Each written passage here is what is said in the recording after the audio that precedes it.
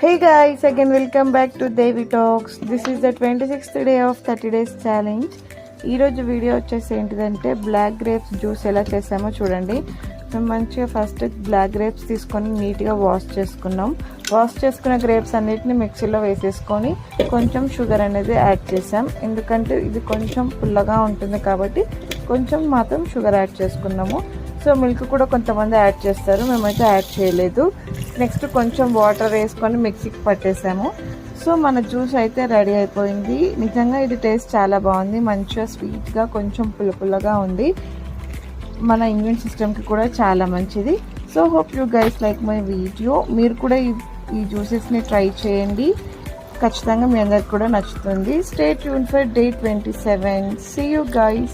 Please do like, share and subscribe to my channel. Bye guys.